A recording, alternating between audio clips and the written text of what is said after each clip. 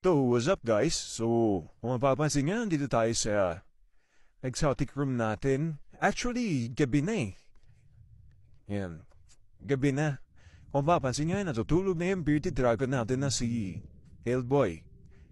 Aso nga naman, dating buksan yung ilaw dahil meron tayong late night unboxing, let's say. Pero na-unbox ko na eh. Na-unbox ko na, kaya hulaan nyo na lang kung ano yung bago nating pet na dumating. And si Charmander pumasok sa loob. Binuksan ko si ilaw eh.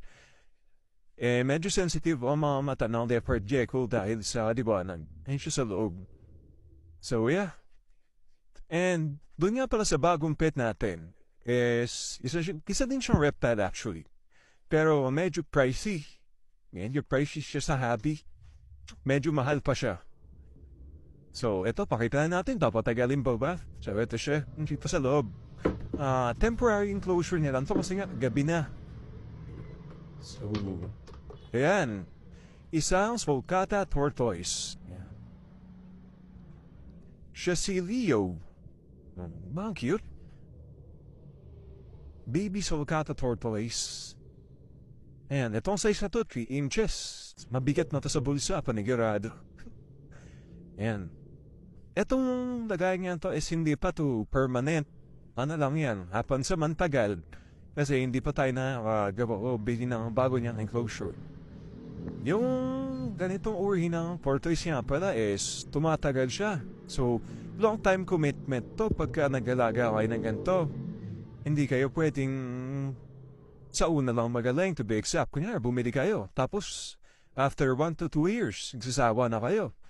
Hindi pwede. Dahil itong ganitong uri ng tortoise is tumatagal ang buhay nila ng 70 years sa wild. So, just imagine, pag nasa captivity siya, walang predators na nakakain sa kanila. So, pag nasa captivity, kaya nang tumagal na around 150 years old. So, to be exact, patay na ako, nandito pa siya. No? Yeah, ayan. Tsaka, lang naman bibili kayo syempre ng ganito. Syempre, pag bumili kayo ng ganyan, ready kayo na alagaan talaga sila. Hindi yung pwedeng bare minimum na may bibigay niya sa kanila. No? Dito yung tunay ng enclosure. Pansamantala to, si buwas na buwas gagawa tayo. No? So, ayan. Cute-cute niya, di ba?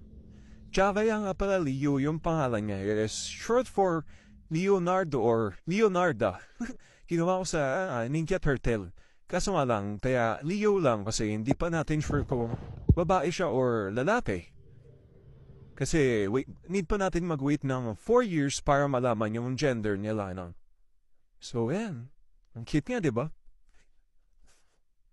So, hanggang dito na lang guys.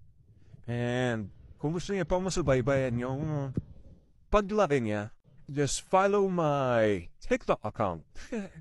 So, ilan guys, thanks for watching.